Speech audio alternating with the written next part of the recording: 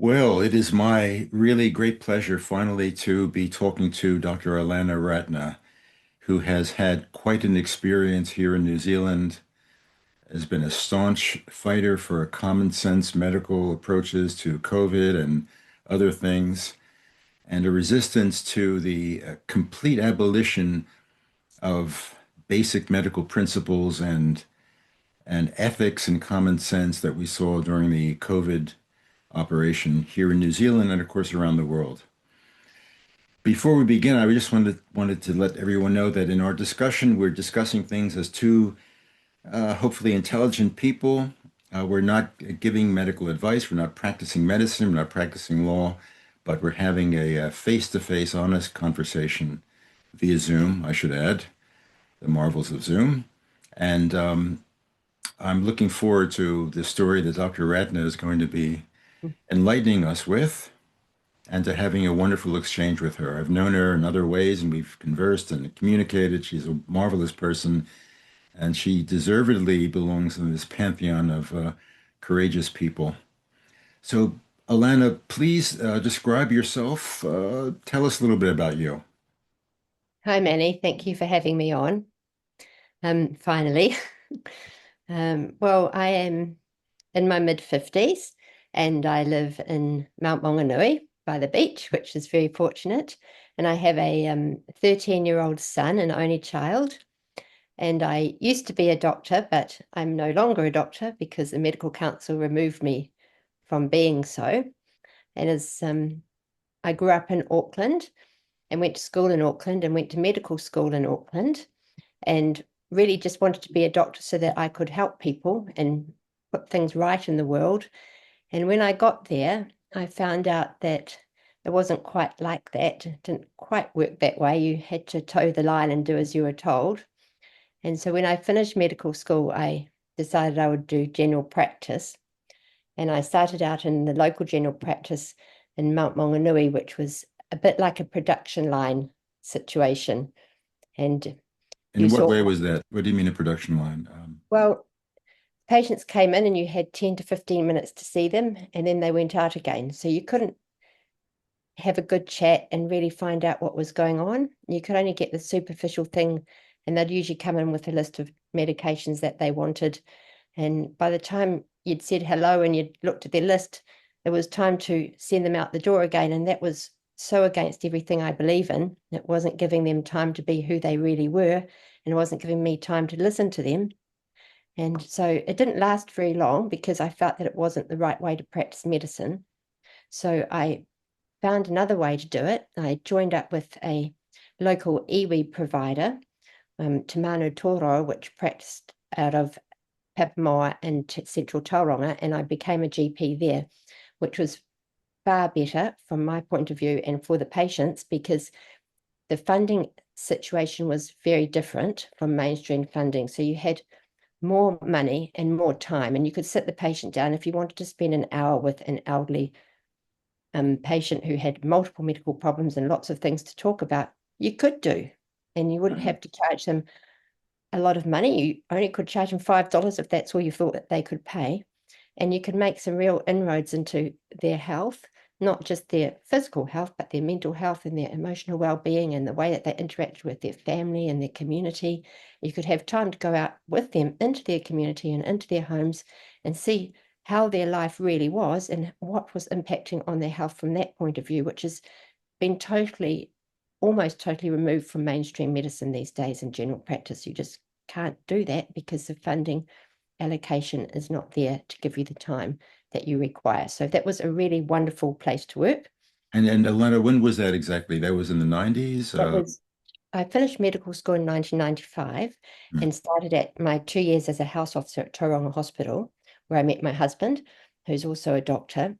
And then I did those 2 years in general practice in Mount Maunganui. And then, so from 2000 to 2006, I worked for the iwi clinic. And I, Okay, so the early 2000s. Okay. yeah.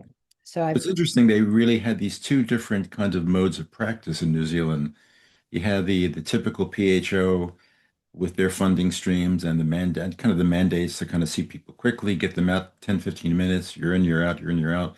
And then you had this other stream for Maori where you had much more leeway to practice. I mean, and what I would think is a justifiably decent and good way to practice medicine, which is you need time at times, not all the time. Sometimes things are easy, sometimes things take more time, but you have that time to devote to people when they need it.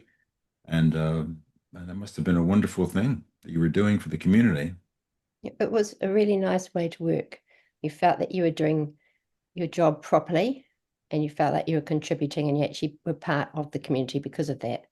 So it should be like, ideally, that would be how medicine would be. But the way that funding is allocated, I think they give more funding to war in Ukraine than they give to GP in New Zealand. So it's just how it is. I stopped working at the end of 2006 for various reasons, family reasons, and didn't really intend to go back for a long time. And we started trying to have a baby, and in the end, I did have a baby, but sometime thereafter, and I thought I'd keep my registration open with the medical council because when Charlie, my son, got a bit older, I might quite like to go back and work part-time in GP again. Right. And so I informed them in 2006 that I wasn't going to be working and that I wanted to stay on the medical register, which is just a list of doctors who have graduated from medical school. Really, that's all it means. If you're not working, you're just sitting there.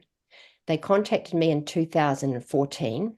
So that was sometime after I finished working to say, did I want to stay on the register? And I said, yes, I did want to stay on the register because I may go back sometime in the future when my son is older.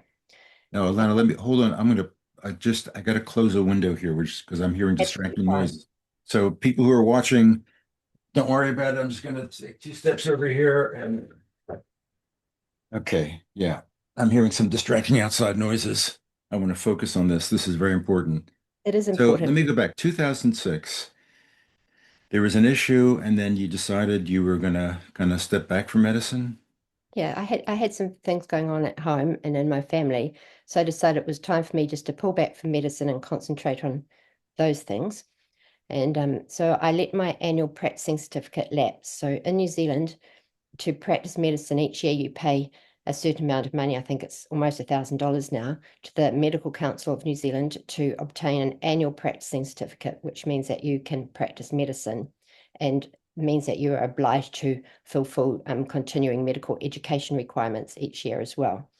So I let mine lapse. I didn't reapply.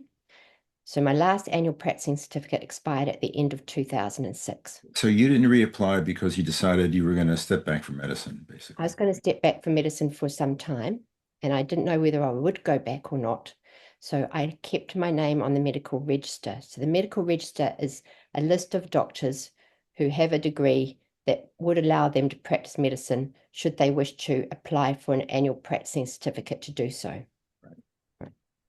So the medical council said, contacted me in 2014 and said, do you want to stay on the register? I said, yes, because I may go back to work at some point. Thereafter, they didn't contact me at all until I started to cause a bit of havoc for them in 2021. So to put this in perspective, COVID hit in 2020. In 2021, the Medical Council of New Zealand put out a COVID guideline statement, which they did not send to me because I was not a practicing doctor.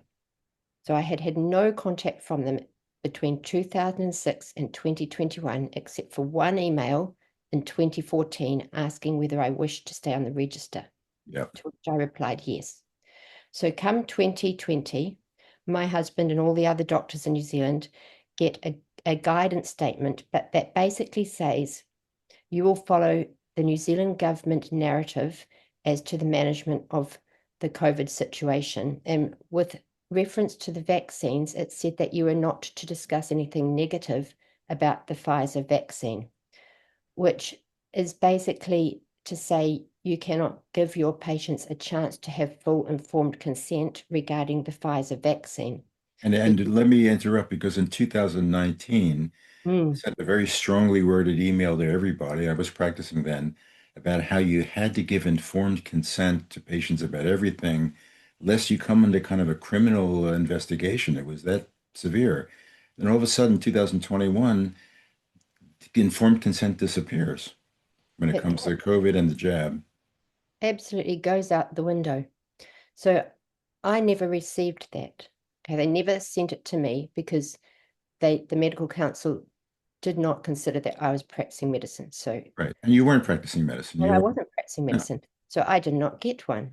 And my husband got it, and all the other doctors I know got it. So I was aware of it in the background, but I didn't think that it pertained to me.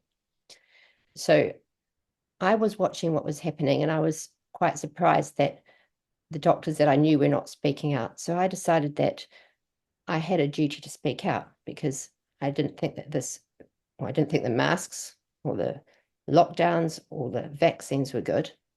And finally, when the vaccines came out, my mother asked her, please do not get a vaccine. And she decided that for her reasons that she would. So she had her vaccine, and 19 hours later, she had a massive heart attack and ended up in ICU for 5 nights in Tauranga Hospital. I had no idea. You're kidding me, really. That's news to me. And she had never had any heart problems. She was an extraordinarily fit woman who cycled 20 kilometers a day on a non-electric bicycle, extraordinarily fit. Really? And she Oh had my. no known heart problems. Yeah, So that was the first adverse event in my own personal sphere that I saw. right. And I decided, well, now I'm going to start opening my mouth about this because I knew that this was coming. We could all see in 2020 when they were developing the vaccine that what they were developing was basically a toxic substance that was worse than the COVID infection itself, and they were going to inject it into the body to make the body make the pathogenic aspect of the COVID virus if there is a virus, right? So I started writing things on Facebook and writing things on Instagram and going around chatting to people saying, this isn't the right thing. And I met Linda Wharton, and Linda Wharton, who runs the Health Forum New Zealand, is an Yeah. absolutely incredible woman, so strong and so courageous. And she was collecting names and lists of people who had adverse events and deaths relative to the giving of the COVID vaccine. And she said, well, look, your mum's had this adverse event. Why don't you hook up with New Zealand Doctors Speaking Out with Science? So that was my introduction to New Zealand Doctors Speaking Out with Science. That was in April, just the end of April 2021, shortly after they had formed. So I joined NZD SOS and immediately was given jobs to do by Matt Shelton. And so he said, like, go and contact the radio stations and have a chat to the radio stations about things. So I rang up Peter Williams, who was on the radio station at the time, and he's a very well-known New Zealand broadcaster. And I went on his program and did a wee plug for how horrific the vaccine was and things that you could do instead of taking the vaccine. So vitamin C, vitamin D, get out in the sunshine, eat well, exercise, etc. And I spoke with Peter myself also back. yes, you did. And shortly thereafter, Peter was forced to resign because he was speaking out against the narrative. So I kept talking. I rang almost every other radio station in New Zealand asking to speak, and a few of them set up time slots for me and then rang back and said, no, I'm sorry, but you can't speak. So it started the censorship was already starting then. They didn't want me to speak. Yeah. So come mid 2021, and they had some freedom picnics. So Matt said, go down to the Mount and have a speak at the freedom picnic. So I went down to the Mount, and Sue Gray and Kirsten Murfitt, two lawyers who I have much respect for, spoke with me, and I didn't say anything that wasn't true. Everything that I said was true and had been either published in papers to date or had been published in papers previously that were relevant to the time that I spoke. And if I may interject, Mm. I've done interviews with both Sue Gray and Kirsten, and they're on my Substack website. And I would encourage people to go back to listen to these people talk, because I'm creating an historical archive of those who, really thought seriously about this whole operation and spoke out in a way that upheld the principles of decency in medicine. I'm sorry to interrupt, but go ahead. That's right. And you're And part of it. You're part of this. We have to keep this record for the future.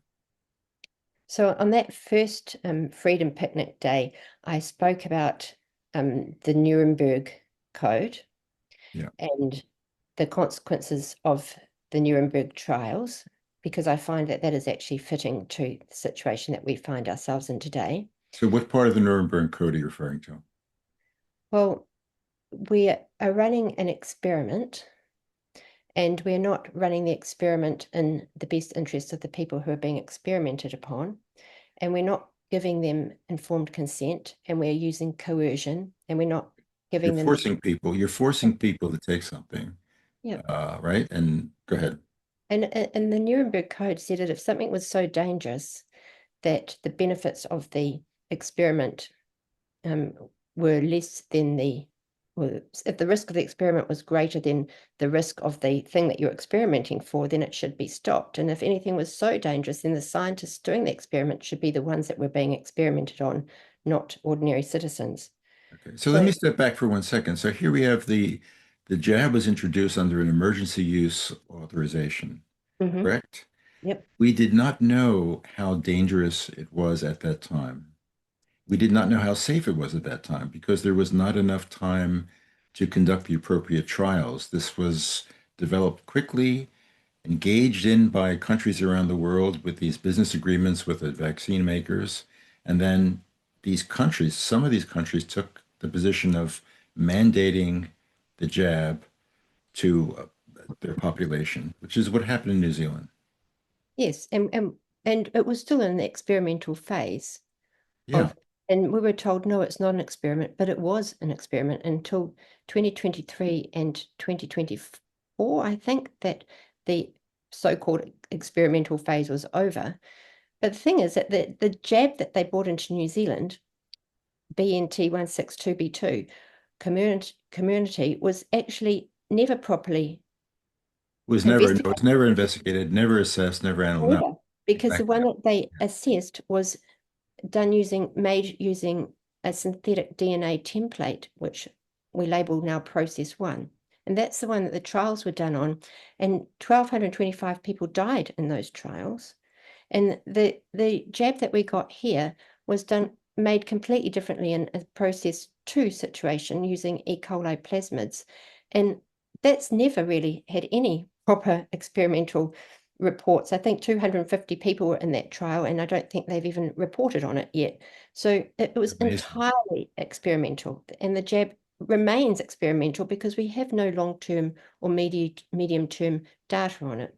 So I was speaking about that. I was speaking about the known side effects at the time, which came from the Israeli data and the US data.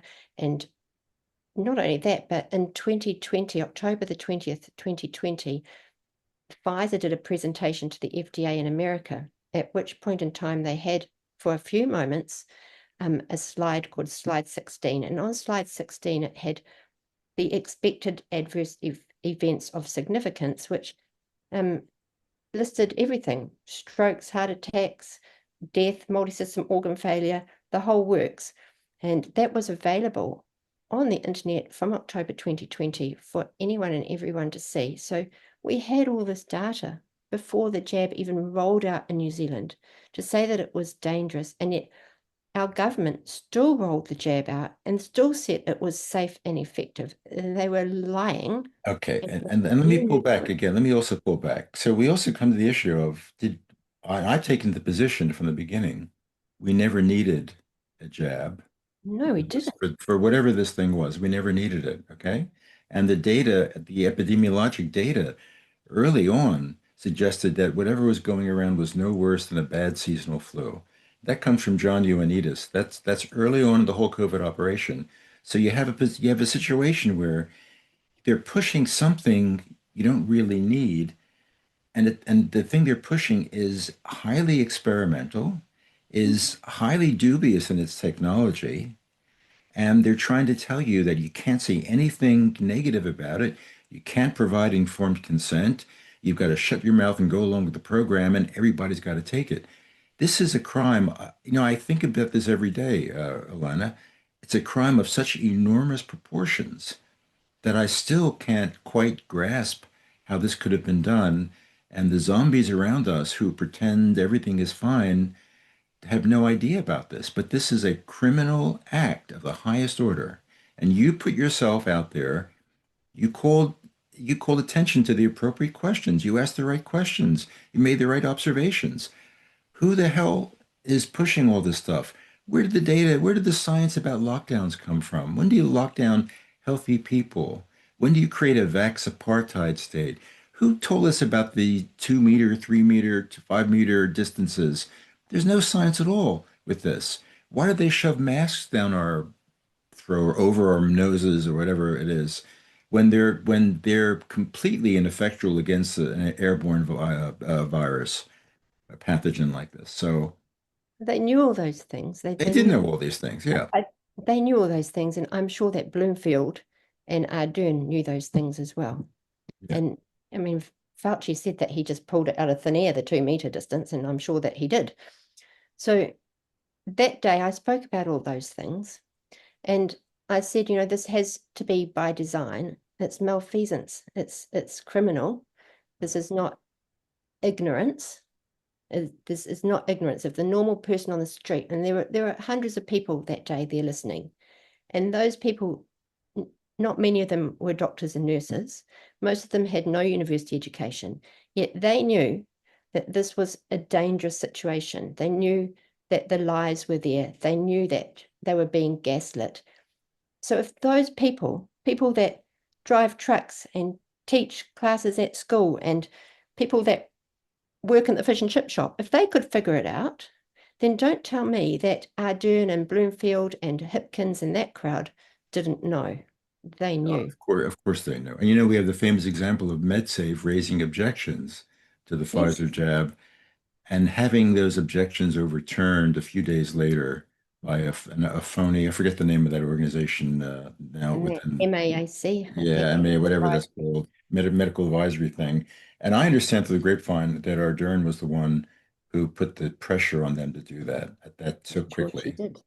I'm sure So she did. 24 hours to turn it around. yeah, I'll turn that around so quick. Let me get back to you. So here you are, you're a non-practicing doctor, living your life, raising your kid, doing what good you can. You see this whole thing fall upon us like a lead balloon, and you decide to, out of your conscience, Hmm. to ask very important, basic, critical, simple questions. Yes. No one's paying you to do this. No one's funding Hmm. you. You are devoting your energy and intelligence and time. And by that time, I was devoting a lot of energy and time because I had been doing by now for several months via Linda Wharton, filing CALM reports, so the Centre for Adverse Reactions to Medications. I'd spend hours every day on the telephone to people I'd never met before whose families had a member who was severely injured or died from the vaccine. So Linda would give me their name, I would ring them up. And first of all, I would spend a good half to 1 hour just listening to them because they had been doubly deceived. They had been deceived by the vaccine, either injuring them or killing their relative. And then they had been gone to the hospital system and they had been deceived by the hospital system, doctors saying, no, it couldn't have been the vaccine. No, it's impossible. No, you're anxious. No, it's in your mind, da, da, da, da, da. And these people were so traumatized. They were doubly traumatized. They were traumatized by the response to the vaccine and they were traumatized by the response of the medical system to their vaccine injury or death. So they were very, very injured people, very hurt, sad, grieving people, very traumatized. So I would spend a good half to 1 hour just letting them cry on the end of the phone. And then we would fill out the CALM forms, get all the information, and I would go away and fill out the CALM form and file it for them. And then I'd ring them back the next day and say it had been filled out and this is the procedure. So I was doing many of these a week. And so 2 or 3 hours per case a week. And at the same time, I took it on board when the children started getting vaccinated to follow up on these injuries and deaths of the children. And I know they pushed this on the kids. This was, I they mean, did. this And is I an thought this is going to be it. People will stand up and shout from yeah. the rooftops. Alanna, this was one of the most criminal things imaginable to push this thing on kids who had no risk for anything from this Anything at damn all. whatever this thing was, this Anything. illness. So Uh, Isabella Alexander, she died in Auckland. And within a few, maybe one day of her death, Ardern is on the TV saying it's due to the pill. She can't say that because they hadn't even had the autopsy. And Isabella had been on the pill for a long time. She died yeah. of multiple blood clots. So she was the first one. So I thought it'll all fall over, but it didn't. It got whitewashed into being due to the pill. And So now let mm, me interrupt one more minute, 1 second. And I know three people in my orbit who've had very severe jab reactions, two with very, very severe myocarditis. Okay, one person couldn't walk across his lounge, and he had his cardiologist apply for an exemption, which was turned down by Bloomfield. yes, Okay, all right. yes, And a nurse who had a very severe migraine. She's still suffering. I know her. She's a friend of mine, still suffering from the effects of that. And another person, a doctor who had a stroke. yes. Okay. 4 days later after the jab. So this is a very real thing, and we are being told it is as safe as water. And I mean, again, I guess the hardest part about all this is to see that they could get up there, use the force of their positions in government to lie to us and coerce us. It is absolutely lying. It is lying, and it's lying to a criminal extent. My neighbor dropped dead on the top of the mount after his booster shot. Age 48, left two little children. Okay. So uh, there have been many people I know with myocarditis. I have helped a lot of people in the Bay of Plenty area with myocarditis Yeah. and given them some guidance and helped them with their form filling and their applying for exemptions, which were ignored. You know, and I know someone as well who had myocarditis at the port after their first jab and was refused an exemption for the second jab and had dreadful heart problems after the second jab, and two port workers here in Tauranga died after their jabs. My mother applied. Her second jab was due. They rang her up, and she said, "No, I had this awful heart attack after my first injection. I'm not going to have another one." And they said to her, "Well, you can come into Tauranga Hospital Coronary Care Unit and spend the day there, so that if you die after the second jab, we can resuscitate you." And Oh, this is so sick. that is not just my mother. That has happened. I know, this is so sick. It's sick beyond sickness. And I want to bring up a colleague of mine, a friend, an Irish psychiatrist, got two jabs. She said, you know what? I am not going to get any more. I don't want these things. I don't need them. And she was on vacation in Ireland and she got a termination letter because she wouldn't get her third jab.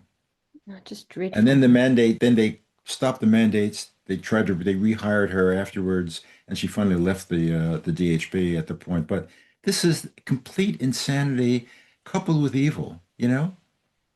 I think it's insanity, but I actually think I think they know what they're doing, therefore Yeah, you they know cannot the say exactly right. insanity. So it's That, absolute pure evil. yeah. So yep. I'm glad you clarified that. When I say it in a certain way, it's insane to think that something so insane could be pushed is so hard, but it was done deliberately, done by design, done with a heavy hand, and you have borne the brunt of speaking your good conscience and speaking as doctors. The other 19,000 doctors here, where were they? Why weren't they questioning all this stuff? What were they doing? Taking money for jabbing people. But you know that I did that first speech down in public speech at Mount Maunganui, and 11 or 12 local doctors made a formal complaint about me to the district health board, and the district health board passed that complaint on to the medical council. So those were my colleagues and my peers. They didn't come to me and say, "Hey, what are you talking about?" They just got together and wrote a formal letter to the district health board saying that I had opposed the government narrative and I had encouraged vaccine hesitancy, which is good. I was trying to, and I was a bad person. And so I got their names and I sent them all an email saying, why don't we come have a chat about this? I'll take you out to coffee. Let's talk about it. Because I thought, well, maybe if I talk to them, they might see it from my point of view and they may actually want to join me in speaking out. No one replied. No one replied. No one replied to say, no, I won't come for the coffee, or no, you're a bad person. I don't want to associate with you. No one replied. And subsequently, one of those doctors has had to finish work because she's had severe myocarditis and ongoing heart problems. So when I found that out, I emailed her and I said, would you like to catch up? Yeah. Maybe there's something. I've got friends who are treating these sorts of things in a non-allopathic way. Would you like to catch up and have a chat? No reply. So that was the So start of let me stop for 1 second now. So let's say they met with you. You go and talk. You say to them, the jab is really experimental. I don't think we need it in any case because whatever this thing that's going around is not all that lethal, if lethal at all. I don't know. No one has died of COVID in New Zealand. I know nobody. Okay, with this whatever. And my mother, who got this jab, who is fit as a fiddle, got a heart attack. What do you say to that? Do you understand where I'm coming from? See, I would that's the have kind of dialogue. They wouldn't even meet with you to have that discussion. no, no, they wouldn't. And I was just going to sit down and say, look, well, this is where I'm coming from, and where are you coming from, and let's talk about it and see if maybe you've got some good points, maybe I've got some good points. I mean, this is a sort of debate, friendly chat that we should be able to have, but Yeah, suddenly right, we couldn't have it. right. It was off the table. So there was another freedom picnic. So I spoke at that. That was a couple of weeks later. And I think I spoke about ivermectin and I spoke about vaccine associated immune deficiency syndrome. And I spoke about natural ways of looking after yourself, sunshine, vitamin D, vitamin C again. I spoke about the safety and efficacy, that they had been using the relative risk reduction instead of the absolute risk reduction, and that, there really wasn't any risk reduction. If you're looking at, there's no difference. I think it was 0.84% at the time. And the lies and the spin on things, and I got more complaints. And shortly thereafter, I got a letter from the medical council saying that would I please sign a voluntary undertaking not to speak out about the COVID vaccine, not to speak out about the mask mandates, not to speak out about anything at all, just to agree with the government narrative. So So why would the medical council contact you? You're not a doctor, you're oh, not that's right. practicing, you don't have you don't have an APC, Well, that's you're right. I not said on. to him, well, nice to hear from you, but I'm not under your jurisdiction because I am a non-practicing doctor. I have not held an APC for 15 or 16 years at that point. And yes, I'm on the register, but the Health Act says that you can only investigate a practicing doctor that has a current annual practicing certificate. That is what Right, the Act stipulates. right, okay. So I'm not under your jurisdiction. And they said, yes, you are, sign this or, we'll go after you.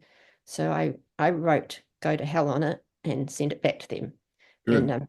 yeah, and that they didn't really like that. And you have to look at it from that point on. I thought, whoa, this is really odd. Here's the people that are meant to be protecting us against bad medicine, and they're telling me that I'm not allowed to protect people against bad medicine. And they're Well, actually advocating that I tell people to do something that is very dangerous. well, And what it says to me is the fix is in. They were getting orders from some they other were, central authority. absolutely. They were pushing irrational and dangerous things on us for some reason.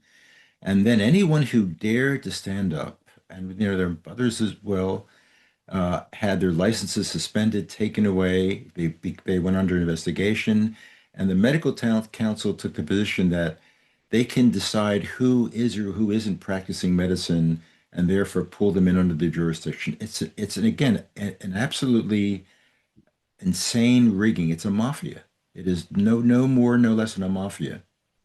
And I said to them, look, when I speak out, I say I am a retired GP and I am speaking as a mother.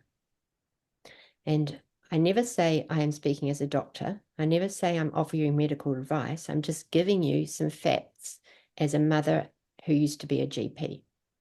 And they said, oh, your Facebook page says that you're a doctor. I said, no, my Facebook page says that I went to Auckland Medical School and I'm a retired GP. And they say, well, you're using that to encourage people to be vaccine hesitant. And I said, yep, that's right. And let me again, that phrase, vaccine hesitant. So much of this is revealed through the language. What a stupid phrase. I'm what's the word? I'm hurricane hesitant. I don't want to walk into a hurricane. How's Exactly. that? Okay. I'm That's poison great. hesitant. So I thought I'd test them out. So I started sending them the VAERS data and any papers that have been, because papers had been published by late 2021. I sent them the Israeli data, the VAERS data, any published papers that I could find, just to send them some information. And I'd send it through and send it to every member of the medical council. And they never replied, but I sent them all this information, paper after paper after paper. And then I get a letter saying, we're going to send you to the Professional Conduct Committee because you have been a bad person and you're encouraging people not to get the vaccine.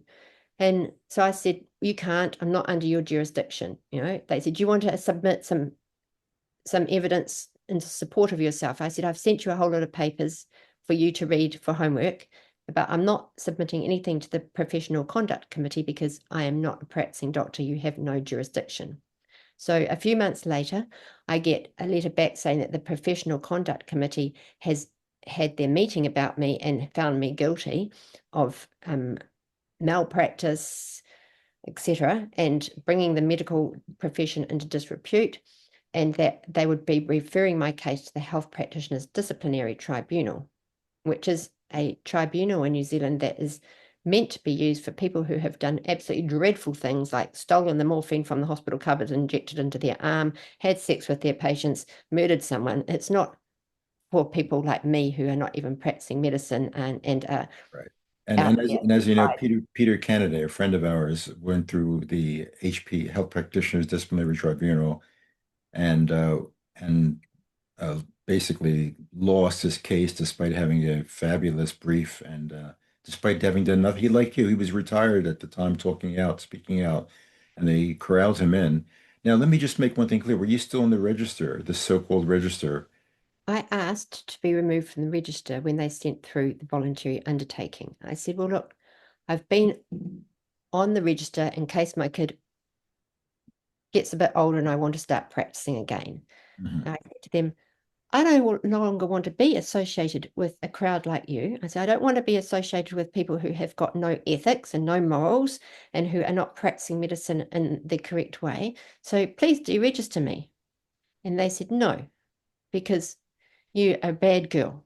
And I said, well, Yeah, it's like the I don't mafia. want to be associated. You can't leave the mafia. I Once you're said, in the mafia, the mafia says, "No, I'm sorry, you can't yeah, it's leave." like a big gang. So I sent them, I decided to go through equity. So I sent the 3 equity law letters through to them. Yeah, Um, and they, I did it all properly. I did it really properly, and they completely ignored it. And that is of relevance because there are a couple of other doctors, you included, I think, who used equity to deregister. So they yeah. decided they weren't going to let me do that, even though they had let other people do it. And I think they did that to make an example of me. And I said to them, look, you take me to the Health Practitioners Disciplinary Tribunal. What is the only possible outcome? The only possible outcome is that you can deregister me because I haven't got a job to lose because I'm not working. I don't want to be part of your organization because I don't like the way you are. So I don't want to come back to you. So the only possible outcome of taking me to the Health Practitioners Disciplinary Tribunal is to deregister me. So just deregister me today. It will Good point. cost you nothing, and I'll Great. be rid of you, and you'll be rid of me, and we'll all be happy. And they said no.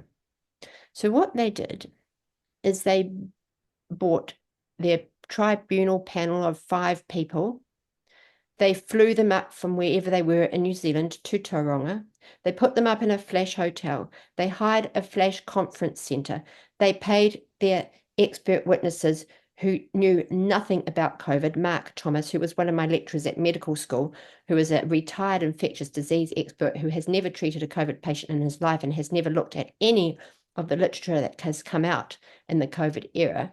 They paid him goodness knows what to be an expert witness, and they clocked up over $200,000 worth of costs for this kangaroo court tribunal, which I did not attend because I was not under their jurisdiction, but several of my good friends attended on my behalf to see what was happening. And of course, they found me guilty on that day, or extended over 3 days. They found me guilty, and they said that my consequence was to be deregistered. Funny that. And they would charge me 60% of the costs of the tribunal, which amounted to $107,000. So they found you guilty of what? They found me guilty of bringing the medical profession into disrepute, which is fine with me because I think they have brought themselves into disrepute. So I'm happy to go along with that. And of malpractice, which is not fine with me because I wasn't practicing medicine. Exactly. And the other part of my consequence was that they would send letters to all the Commonwealth Medical Council equivalents stating that I was guilty of malpractice and I had brought the profession into disrepute. That to me is a little bit upsetting because I have a child and I don't want my name to be tarnished out there when I have done no wrong. So I don't blame you. um, Now, a level above this, you know about the Federation of State Medical Boards I and do, the yeah. whole, okay, which Bruce Dooley helped to enlighten us about, and I've written about it. I've interviewed people about it.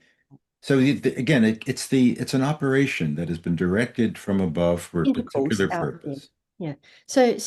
I thought, oh goodness me. So anyway, I knew what the judgment was, but they hadn't formally sent me the judgment. So I waited and waited and waited and waited. So that was in July 2023. And at the end of February 2024, I get a letter saying, you owe us $107,000 and this is what has happened. So I thought, well, I wanted to swear. I won't swear on here, but I phoned up Sue Gray, who is a wonderful woman and a good friend, and said, let's take this to the High Court because I'm not going to be bullied by these people. Good. Yeah. So we decided to take it to the High Court, and we decided there was no point arguing the validity and veracity of any of the comments that they had found me guilty of. For example, whether ivermectin was useful, whether vitamin D was good, whether the vaccines worked or didn't work. There was no point arguing that because I would lose. So we took it to court based on the fact that the Medical Council and the Health Practitioners Disciplinary Tribunal has no jurisdiction over me because despite being on the register, I am a non-practicing doctor with no APC at this stage now for 18 years. So we thought, well, what can go wrong? Pretty clear. Very Yeah. clear. So we were set down for November 2024, but it mysteriously got removed from the court list and was shunted ahead to April 2025. So April 2025, we go along to High Court in Hamilton with a lovely contingent of supporters. And the judge says I am not allowed to speak. And I am in my affidavit, which I had gone to great extent to put together and was very good affidavit, was not allowed. And Wait, how can the judge prevent you from speaking and prevent your affidavit from being submitted? How can that because happen? the judge said that because this was a court case appealing the decision of the tribunal, because I did not attend the tribunal and give any evidence at the tribunal, I therefore could not bring any new evidence into the court case that was appealing that tribunal. Now, my view is that the Medical Council had all the evidence already that I had in my affidavit because in the lead up to the tribunal, I had sent them all the papers, all the evidence, all of the stuff about me. So they had it all there. I might not have presented it as a bundle of evidence to them because I saw no point in doing that because, like you say with Peter Kennedy, who had a King's Counsel and 2,000 pages of evidence, which was not looked at. And it was not looked at because the court was not allowed to look at it because it did not come from the government information files. So what was the point of me going along with no lawyer? I could have all the evidence in the world. They wouldn't even look at it. And by the way, I would lose. Aside from that part of it, the people in the tribunal did not even read Peter's brief. No, they weren't allowed to because they were only allowed to look at information that came from the government pile of information. So they could not look at information that came outside of the government. So So this is like going what was into so Len, this is like going into a murder trial. You didn't commit a murder, and you want to bring witnesses to say that give you an alibi to say, listen, I was at their house, and they say, no, I'm sorry, you can't talk, and you can't bring any witnesses in. I mean, this is absurd. so everything that was in my affidavit for the High Court was actually in the medical counsel's bundle of evidence at the tribunal, but I wasn't allowed to represent it to the judge. So I got there, you're not allowed to talk. Your entire affidavit has been redacted. And about the first words out of the judge's mouth were, I believe in the safety and efficacy of the COVID vaccine. He literally said, I think the COVID vaccine is a good thing and I think it's safe and effective. So I just looked at Sue and raised my eyebrows because I couldn't talk.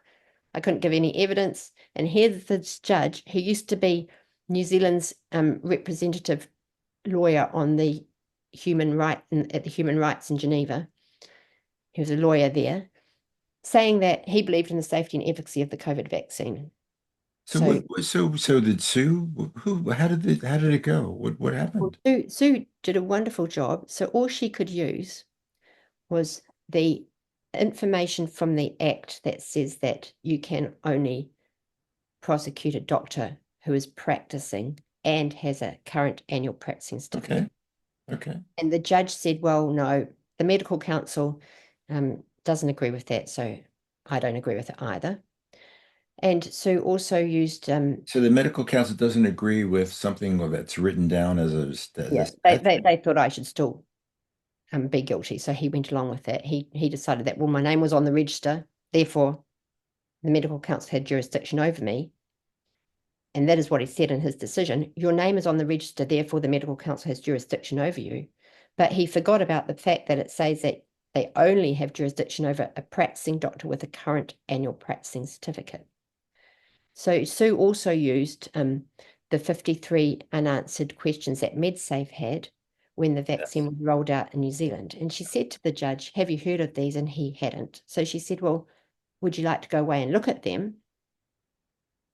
And I don't know whether he did or not, but if he had looked at them, he would have seen that as evidence supporting what I had said, Yeah. that was really all he needed, because they were things like it's never been tested in pregnancy, it's not meant to be rolled out to a whole subset of people, and there's nothing safe or efficacious about it.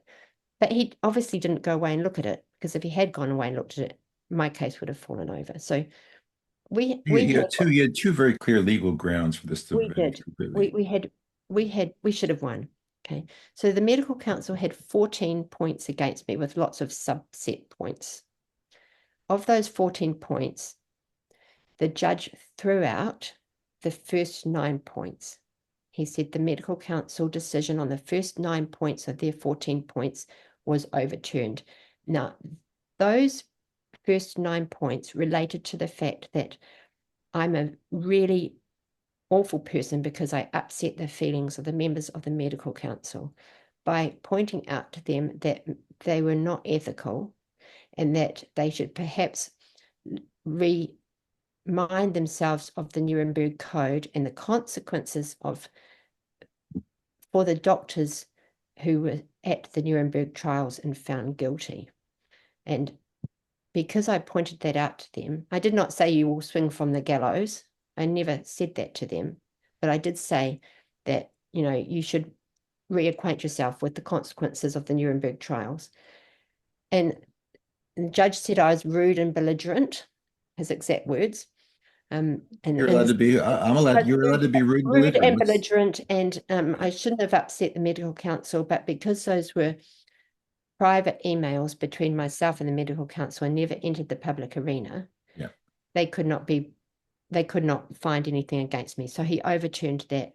And a point here is this, that this judge, he had Are you allowed been to give us his name? What's his name? Are you allowed to tell us his name? Judge Van Boheman. Okay.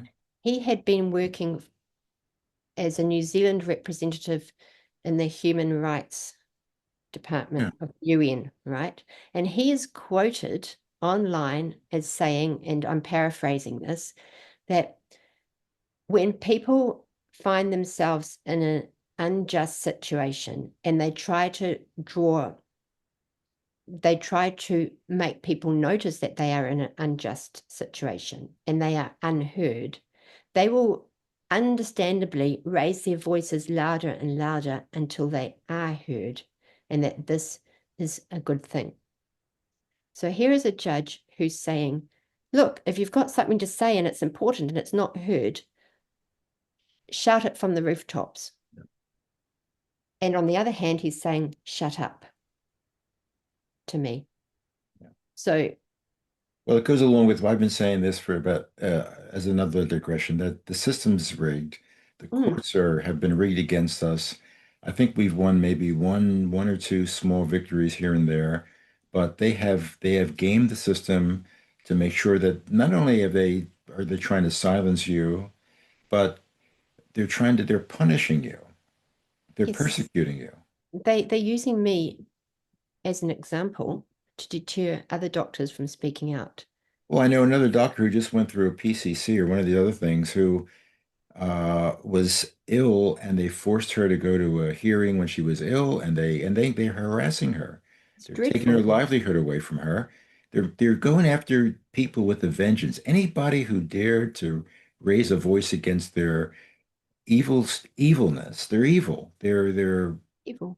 sickness, is they're going after them like hounds after rats.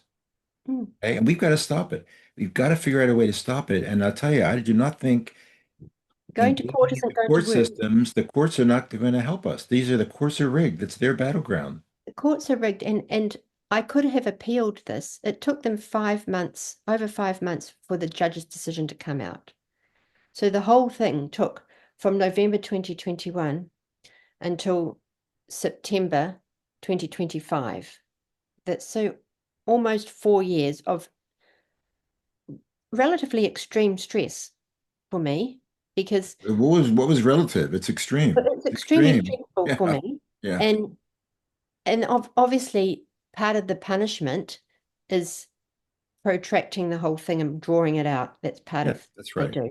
Exactly. And even more for me, because I'm not practicing, I had no income, no medical practicing insurance. So the doctors that are currently practicing, if they go to court, um, to the tribunal, health practitioners disciplinary tribunal, they get allocated a lawyer that is paid for by their insurance to Mhm. represent them. Yeah. And I didn't have that, so I covered all my legal fees.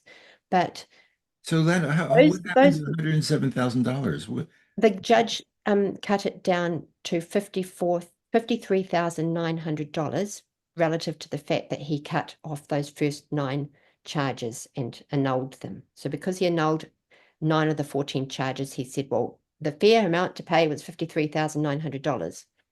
And it said he used Peter Kennedy's case and said it should be a bit more than Peter Kennedy's case. Peter Kennedy had to pay 20% of the overall charges after he appealed it. I had to pay 30% of the overall charges after I appealed it. And he said the reason I had to pay 30% and not 20% was because I was more rude and more belligerent than Peter Kennedy. Oh, this is ridiculous. And But how are you going to pay this? How do you, I mean, do we have fundraisers? We have to do something to help you here. well, what I did is I thought, I don't really want to pay you guys because I'm not going to pay for something that never needed to happen in the first place. Right? It Yeah, should never have needed to happen. right. But I didn't want them to turn around and bankrupt me, so I would lose my home, and I didn't want to cause any more stress to my husband and my child than I already had. So I used a Christian funding page called Give, Send, Go, and I put it up, and within 6 days, the very wonderful, generous, amazing people in New Zealand had completely covered the cost. Oh my God, that's beautiful. Within But six but days, but I let paid. me say something. What legal right do they have to go after you for these costs anyway? Do they have a legal basis for that? I don't think they do have a legal basis, which is so ridiculous. Here they are saying they have jurisdiction over me. They take me to this kangaroo court that I don't even go to, That and you didn't want to go to. You said, I'm not part of they don't you. have I don't want jurisdiction. to be there. Just And deregister me. Everything's happy. Instead, they didn't even need to do it. They could have they just deregistered right. me. So They the put whole you through thing this is thing, and then they great. charge you. It's like, hey, you got to carry the cross that we're going to nail you to, right? So so the money is sitting there in an account. I have the ability to refund every single cent to the people that gave it to me, which is one of the reasons I chose that funding platform. So they sent me out an invoice last week, and the invoice just said that costs $53,900, no pay by date, pay by electronic means, not signed, no date to pay by. Now, just as an aside, what I had decided I would do was that I would take $53,900 worth of $1 coins in wheelbarrows to the medical council offices and dump them. And I had this all set up with some guys in Wellington, and my bank is right next door to the medical council building. And I was going to hire a security guard, fill up these wheelbarrows, take them up, dump them in Simon Watt's office, and say, "Well, there you go." But And I hopefully film it too. Film it yeah, so and film it everyone's and film it. And someone's written a wonderful song for it. And, that could just go around the world and be wonderful. Apparently, I can't do that with coins, but I can do it with notes. So I may still be doing that with $5 notes. But to start with, I sent back the invoice because it wasn't itemized. So I wrote on it, this is not itemized. You can't just send me an invoice for I want a completely itemized, particularized, categorized invoice. I've shredded the current one, send me another one. So we'll see what happens. I, Atlanta, let me just say, I can't, I feel so terrible. You've had to go through this and be put through this. It's absurd beyond absurdity, and it's sadistic beyond sadism. it And, is absolutely I don't know what to say except that we have to find a way to let this story go out to the wider world and call attention to these criminals. It's one thing, the COVID thing has been done, the operation, it's still lingering, but these are particular people who are going after you with venom just to satisfy their sadistic wishes. they're going Okay. after people like me all over the world. And there's no point me Well, I appealing. know. Well, no, there is plenty. Of course, I know Reiner Philmick's in jail still. Right. They pick people to do this to, but we still have to figure out a way to fight, to call attention to your plight, to people have to know what you've been through. New Zealand's supposed to be this beautiful, clean, green Pacific country, peaceful, whatever. And look at what the organizations are doing. It's disgraceful. It's disgusting. This is important for everyone because people might say, oh, COVID's over. But if the medical council can do this for this, they can do it for anything. And it might be something that concerns the next person next time. Sure. Of The course. medical Yeah. council isn't there to protect people, it's there to Sure. line its own pockets. And it just there's a few more things I want to say if I've got time. You have all the time you need. Okay. First of all, there's no point me taking it to, some people have said, why don't you take it to the Supreme Court to appeal it? And Yeah. my answer to that is there's no point because it's rigged. And it would appear that the Pfizer contract documents that we have seen from Albania, Brazil, and South Africa all Yeah. carry the clause that no member of the government may criticize Pfizer, any of Pfizer's employees, and any of Pfizer's products without a consequence, which is probably a consequence that involves loss of sovereign assets. So the judge being a government employee and the courts being government employees, there is absolutely no point me taking it any further because I will lose based on that contract if that contract is the same that we have. Now I'll agree with you, but a contract like that itself, Fraudulent. how can that be? That's a treasonous contract.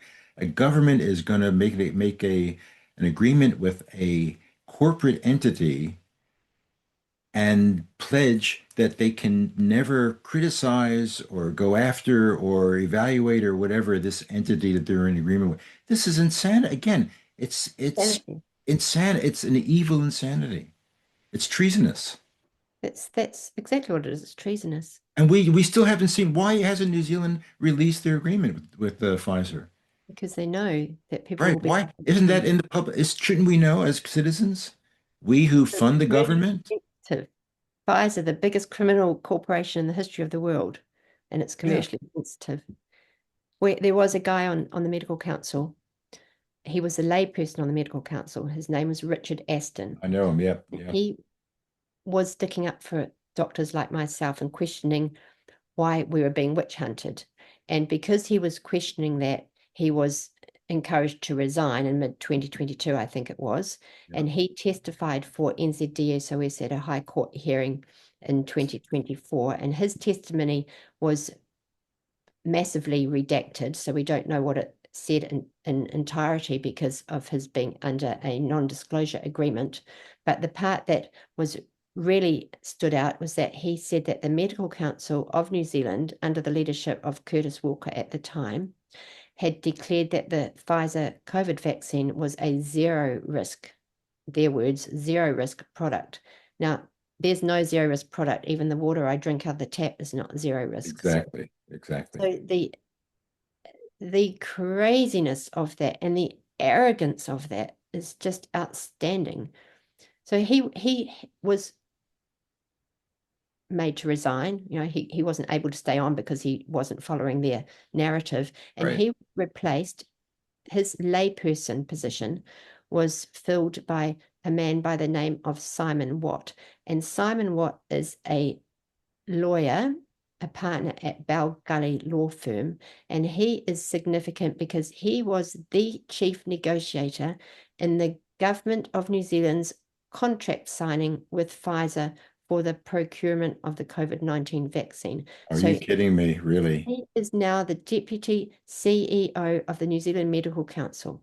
The Deputy CEO of the New Zealand Medical Council, filling a layperson position, is the lead lawyer negotiating the New Zealand government contract for Pfizer vaccine.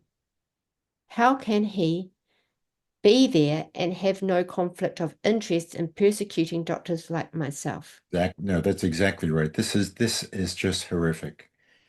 And the other thing I would like to say here is that I went to school in Auckland. I went to St Cuthbert's, and I went to school with a girl called Ainsley Goodman. Ainsley Goodman caught the bus with me from the North Shore to school in Epsom, back and forth every day throughout secondary school. And we were very good friends. And we were also arch rivals at school. And consequently, in Form 7, which is year 13, we both got joint ducks with St Cuthbert's. And she went off to do medicine at Otago, and I went off to do medicine at Auckland.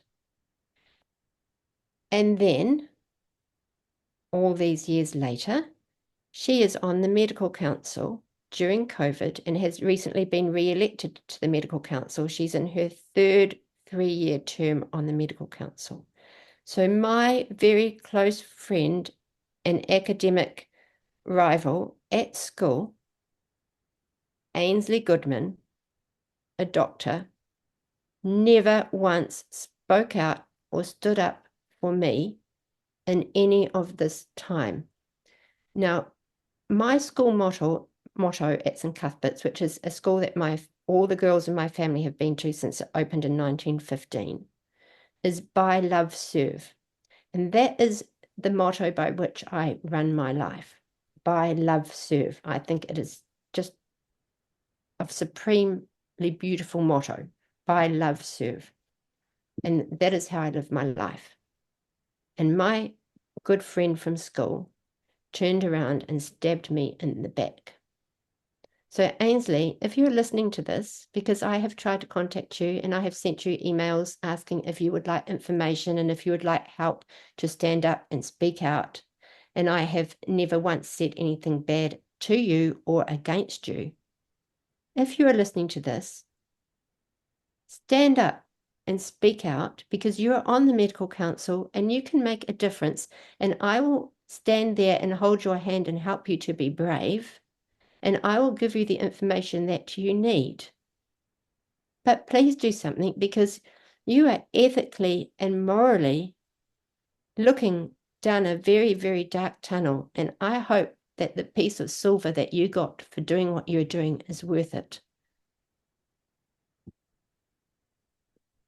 I don't even know what to say to that. This whole thing has been awful, has been horrific, but you have stood strong and tall, and whatever happens, when Judgment Day comes, you're going to hold your head high, and all these other hypocritical, meretricious slobs are going to get theirs. It's so Really, sad. It's really sad that this is what you people know. come to. They But come but to but the you're but dollar. you've got the glow of heroism, and you should walk proudly with that. And that, you can't buy that. You have to earn it. Mm. And you've done it. You've stood up when you had to stand up. You've Well, we know throughout history, those who are truth tellers almost invariably are persecuted and hounded and vilified. And that seems to be the fate of people who are trying to bring goodness into the world. And what else can we do? We And have to that's stand all. And I up. mean, what's the point of living unless you serve with love, really? What's the Mm. point of living? And this whole massive calamitous thing they foisted on us, it's not over, but we're gonna see it through, and we're gonna win this, and we're gonna turn the tables, Alanna. And the way we do It's gonna happen. It's gonna happen. it, and the way We're we already do it is doing it. by talking about it like this and getting Yeah, the interviews out there and yeah, sending them overseas, and they bounce back and they bounce exactly. around, and more people see them. And every time someone sees it, they might mention it to someone else, and slowly they wake up. So Because you need to get onto these other. You need to see Del Bigtree and even Joe Rogan and those people. I mean, tell them the story. The story is an unbelievable story. You've lived it, and people and the world has to know about that. And you know, there's a guy, a musician by the name of Pete Seeger, and he was talking to a friend about how do you change the world, and he said, pebble by pebble. yep, You do ripple by ripple, pebble by pebble, but we do what we can do when we can do it, and you've certainly. I mean, I can't admire you more than I admire you for your courageousness, your courage, your sincerity, and the strength that you have displayed by sitting through this ungainly and horrific harangue and persecution. thank you. So, Elena, thank you so much for coming on.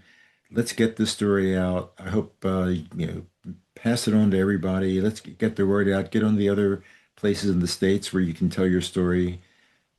Children's Health Defense, for example, would be a good option for you. Yes. And we've got to, we're going to stop them. It's going to take some time, but we're going to stop them. They're already weakening. The ranks of them, their ranks are weakening already. And people, I mean, the other issue too, that I'm asked about all the time, and I have to give a talk tonight to a local group about this. Those around us, who choose not to look and who accepted everything, they know. They have to know that things aren't right. Okay? So So they know. They do know. Okay? And I will finally want to say, I've been wanting to say this for a long time. I trained as a psychoanalyst. We talked a little bit about that. And the profession of psychoanalysis is founded on looking beneath the surface of things. The idea of an unconscious and all that. That's our stock in trade, right? Well, unfortunately, the analytic community, the psychoanalytic community, virtually to a institution, to a person, decided for the first time in the history of the movement that they would just accept everything they were told on the surface about this thing. It's beyond belief. There's an old joke. Two analysts are in an elevator. A woman walks in and she nods and she gets out at the next floor and says, "Have a good day." And the two analysts look at each other and say, "What did she mean by that?" Like everything, we question everything. There's always an undercurrent. But for COVID, they just ran like lemmings over the cliff. They accepted it's such a demoralizing blow to my own professional identity to have learned this. But let's get away from me. I want to thank you again for doing what you've done, for fighting the way you fought, and for standing up for what needs to be stood up for. Thank you. And providing us an example. Here you are, a retired doctor. You had no need to do anything. You had no need to put your head above the parapet. You could have just gone on living your life and grumbling, complaining, and you went out and you basically talked common sense, and you've been crucified for it. But they haven't finished it. You're still They you're up. haven't finished with me. They haven't finished with no, but they I haven't haven't finished with them. you haven't finished with them. They haven't done you in. That's what I wanted to say. You're not done in. No, they have not done They you. have lost. And they have lost because I will not be bullied into silence. And look at all those incredible people who banded together and raised that money in 6 days. It's amazing. They know, every single one of those people know how corrupt and criminal the Medical Council of New Zealand is, and they will tell other people that they know how corrupt and criminal the Medical Council of New Zealand is. So the Medical Council loses, we win, and we will go on. And now that they have their hands off me because it's over in the court system, I can say what I want so That's long right. as I'm not defamatory. I can say what I want and I can inform people how I wish to, Right. and they can do nothing about it. So watch out. So you've got a second breath, basically. Mm. It's wonderful. And I also want to give a little shout out here while we can to Richard Aston for Yes, he's trying to find the fight, the good, trying to fight that fight on that board there. It must have been, I can't even imagine the environment. So he deserves some accolades. But Richard Aston is an honourable man, a yes, really honourable man, and I have yes. hold him in the highest praise. Mm. Well, thank you. I hope to have you on in Mm. the future when the dust settles a little bit more. And again, get the word out and keep doing what you're doing. Okay? Thank you. Have a lovely day. You too. Thank you.